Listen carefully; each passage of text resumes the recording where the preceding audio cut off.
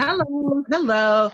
This is Toni Moore having an awesome and amazing conversation for our She Talks radio.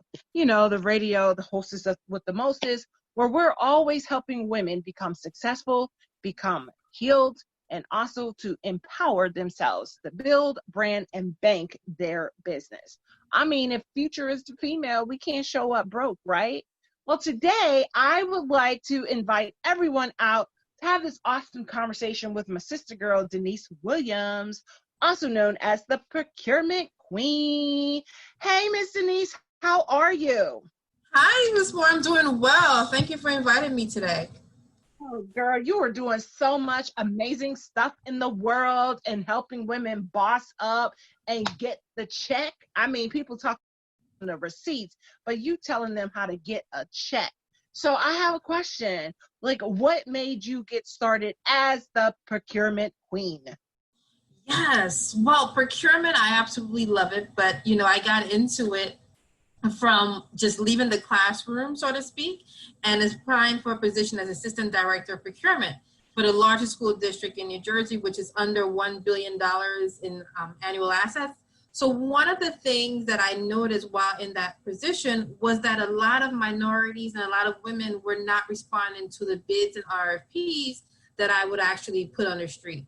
And I'm like, what's going on? There's a total disconnect, like especially when I had set aside opportunities, which are set aside as a pool of funds available just for people that have these certifications as minority owned, women owned. And oftentimes I would have absolutely no plumbers responding, no electricians responding.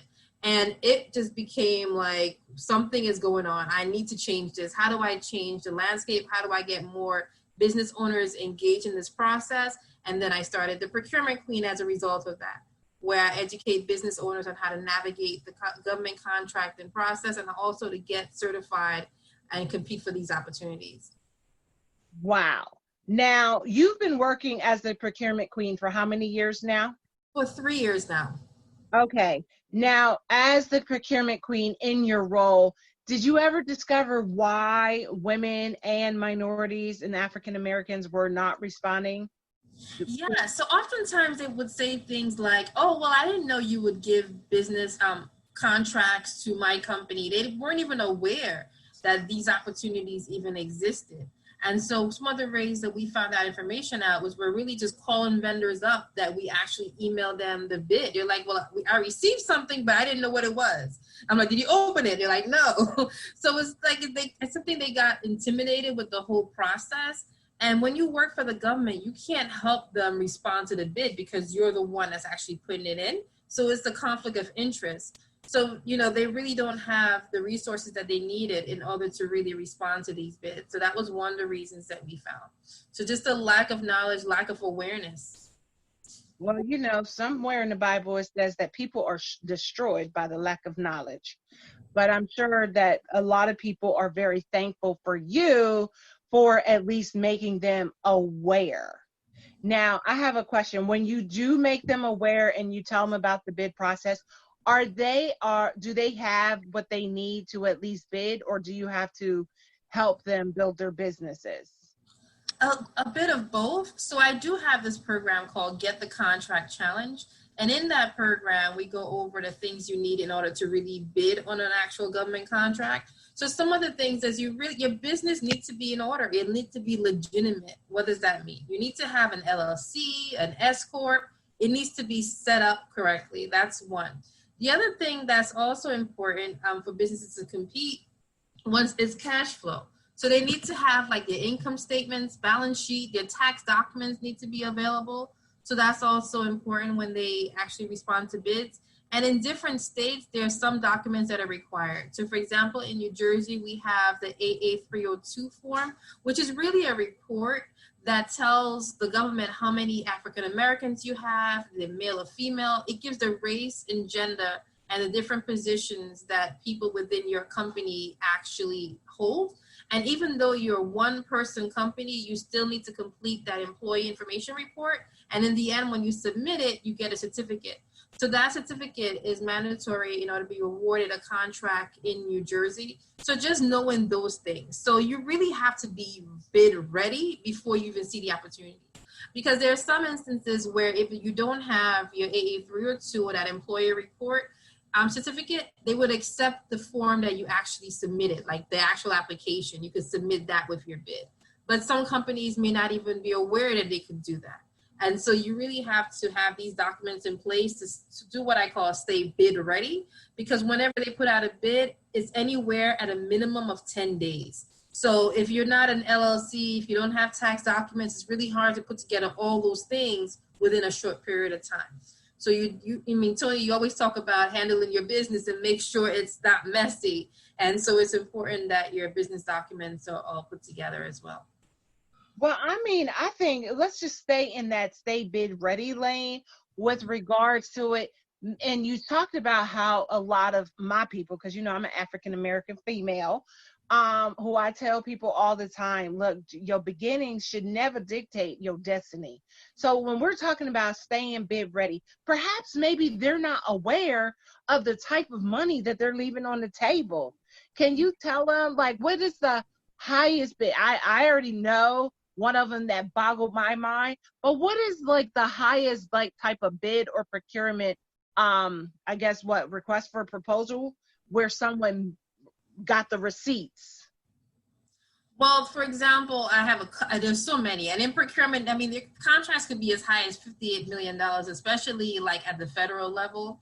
And with COVID going on, you probably see a lot of newspaper articles and in the headlines, all these large contracts that are given out for PPE and so forth. But for example, I put out an RFP, like it was a request for proposal. And in I was looking for after school enrichment programs. But so after school enrichment programs for kids look like the math, the science, the language arts. But I also had a category where I call other. And with that other in there, some woman went out there and she read the actual proposal. She's like, hey, other. Well, you know what? My company does yoga. They don't have that in there, but I'm going to say that's my other. And so she submitted her bid with yoga, and she was awarded a $700,000 contract to provide yoga throughout the entire school district in New Jersey. So that's huge. But she took the initiative. One, she saw it and she read it. A lot of the times, and this particular one was pretty thick, so oftentimes the amount of pages intimidate a lot of people, but I recommend that when you see an RFP or a bid that you're interested in, to go immediately to the specifications, or sometimes they call it the scope of work, so that way you see exactly what it is that they want you to do. And if you see what they want you to do and you want to respond to it, now you want to go back and actively read the entire proposal. But this woman saw it, she read it, and she took action, and she won. She was the only vendor to be awarded ever a contract of that magnitude for yoga services. So that's something to consider. Another contract that I saw as well was for crocheting for after school programs as well. And that was not even an RFP or a bid. The vendor simply provided what's called your statement of work. So they said, well, what is it that this is my company? I'm going to come into the schools and I'm going to teach the kids 1 day per week for 1 hour how to crochet and knit. I'm going to provide the needles, the thread, and those items. And my cost is $20,000. And they were awarded a contract for that. But that's... Hold up. Wait. Y'all, did y'all just hear that? So it wasn't a bid. It wasn't a request for proposal. It was somebody who submitted a statement of work saying, hey, I got a skill. I think this is going to help benefit. I'm going to charge $20,000 for a crochet that a lot of us know how to crochet. We learned how to crochet. We picked it up. We put it down, and we never thought anything of it. And that ended up being a $20,000 contract. Yes. So that person was really smart. One, they knew to keep it at $20,000, which was under the bid threshold. So the key is that's kind of like one of the loopholes. You could create your own opportunity by keeping it under those bid thresholds. So let's say your bid threshold is $40,000 for a governmental entity. That's how they look at it. Anything above $40,000, they're going to put out an RFP or a bid for. But if you have services you want to provide and it costs $5,000, half the time they don't need to go out for competition. They can simply award you the contract if they like what you're providing and it's a good fit. So you don't even have to wait for an RFP or bid. You can solicit directly through your statement of work. Another one I saw was etiquette training, how to teach kids how to use the right fork, the right knife, how to sit correctly. And that was a $12,000 contract. And again, there was no bid, there was no RFP. They simply submitted a one-page statement of work and was awarded that contract. Wait, another one-page statement of work. Party people, what I call my cousins, my African Americans, we all related some kind of way, okay? But cousins, did you just hear that? All you need to do is have your statement of work together. Can you break down really quickly and tell our cousins what a statement of work is? Sure. The statement of work answers questions like who, what, where, when, why, and like how much. So, for example, if you do crochet, how long have you been crocheting? Do you have like a boutique? Do you have a book? Do you have a store? What makes you so good at crochet? That you give them the background. What are you going to actually do with the kids? You're going to come in one day a week. When? For 1 hour, on every Tuesday, for example, for 3 months. That may be part of that. All that would be on the statement of work. How much you're going to charge? I recommend you keep whatever amount it is under the bid threshold initially. So it may be $10,000 for a 3-month job. What are you going to provide? What materials are going to be included when you come out and visit the children? We are going to provide the needles. We're going to provide the thread. I even have a crochet book. I'm going to provide them with that as well. And I'm going to provide them with an assignment where they can take it home and do with their parents. So now the principal is like, oh, well, that's family engagement. Okay, well, I like that. Oh, and that's helping the kids with fine motor skills. So if you're writing that statement of work, try to get some of the state standards on there. So the crocheting part helps with kids, concentrate, helps with their fine motor skills by using their hands and their fingers. So all those information could be included as part of your statement of work. You could state the curriculum standards for your state and put that on there as well. So it really could be a one-page document. What I hear you saying is that you help people get paid for what they already doing. Yes. Yes. I show them the money. And then in the Get the Contract Challenge, we write those statements of work as well. So when is your next Get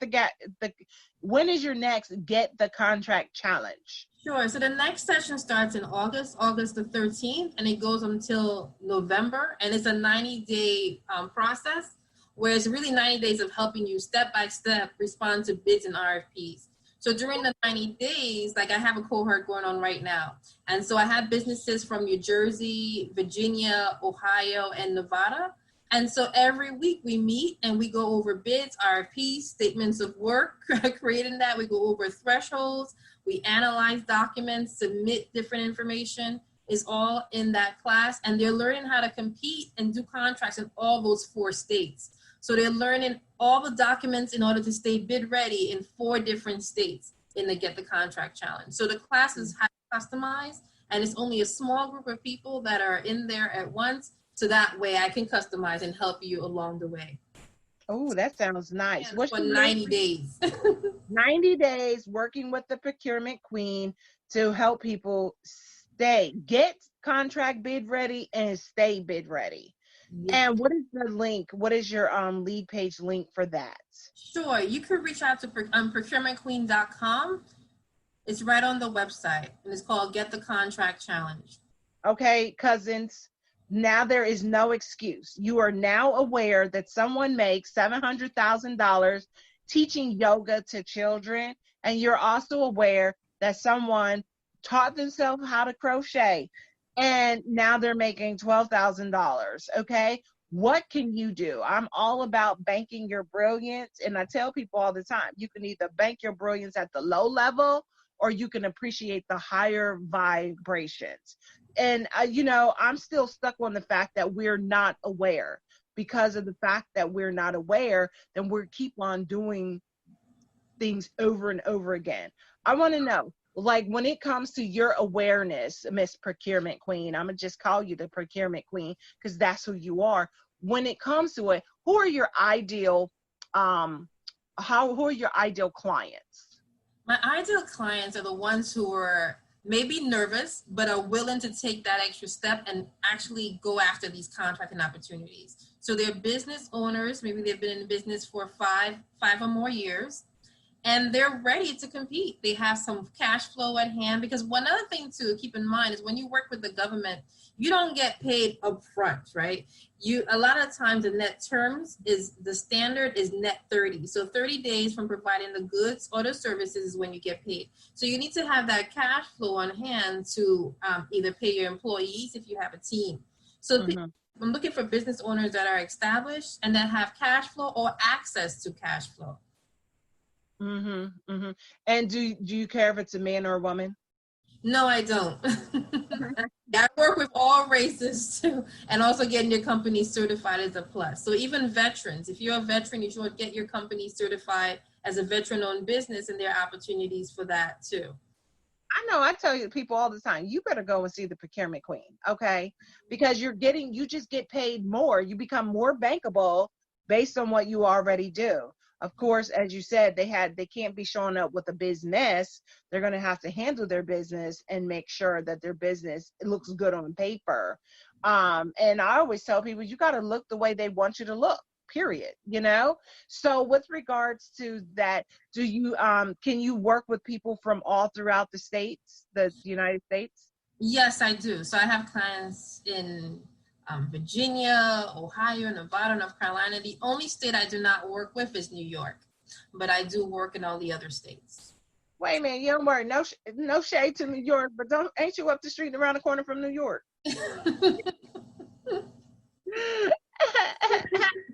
So here's a question for you, right? Why should anyone choose to work with you?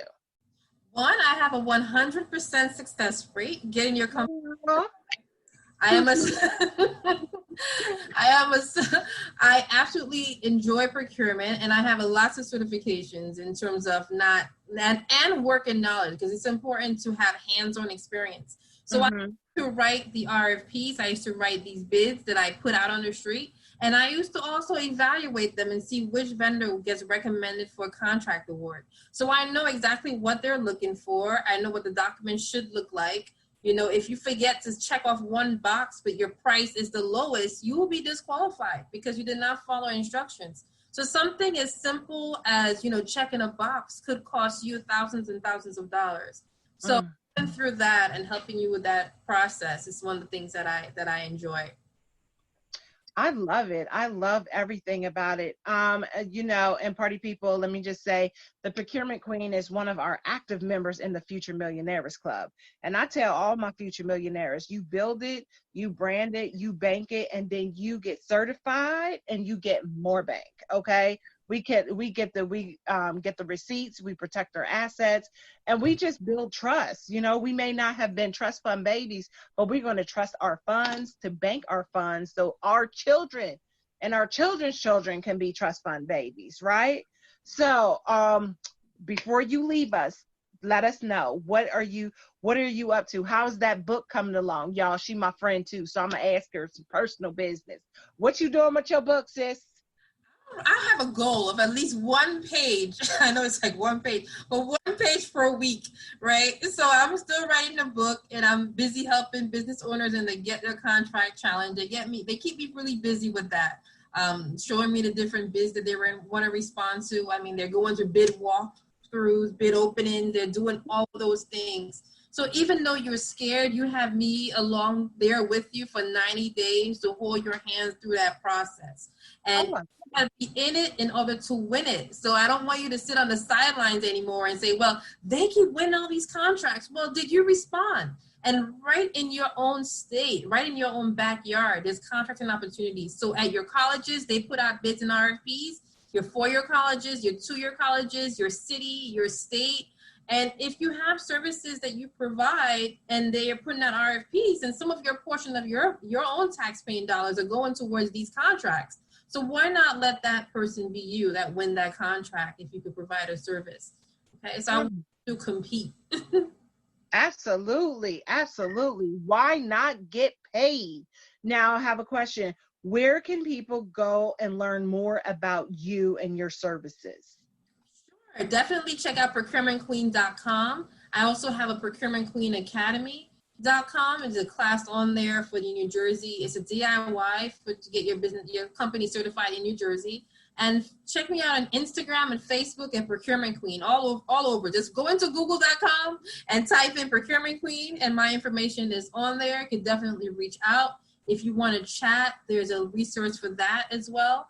And let's do this. You got this. And I'm here to help you. I want you to get these access to funds. So another thing, as you watch the TV and you see all these different, like Bank of America said they're going to invest millions of dollars into minority-owned, women-owned businesses. Now, Bank of America have a supply diversity program already. And in order to be part and have access to those funds, you need to be certified. So get your company certified today. In any state that you're in, if they have a certification, you definitely want it, because now you can take that state certification and plug it into Bank of America, plug it into Disney has a supply diversity program, Home Depot, Wells Fargo, Macy's, all the major corporations have these supply diversity initiatives, and you need to have be certified in order to have access to these funds. So there's money just waiting for you. Man, y'all, cousins, did y'all hear her? This woman, she's talking procurement. She's talking supplier diversity. She's talking more money, more power, more success in business. Don't you want that money, power, and success in business? I'm letting you know right now, if you never heard of procurement, then you need to find out more about it. If you want to bank your brilliance and become more bankable at a higher level, then you definitely need to be talking to a sister girl who's talking procurement and certifications and up-leveling to the next level. Man, you gave us so much information. I'm so grateful that you did stop by and help us sister girls out, because it's all about building branding and banking in my world. I just talk money because I know that money answers all things. I'm a God girl. So when people come to me, I just be like, well, talk to my father, because he told me in Ecclesiastes 10:19, boop.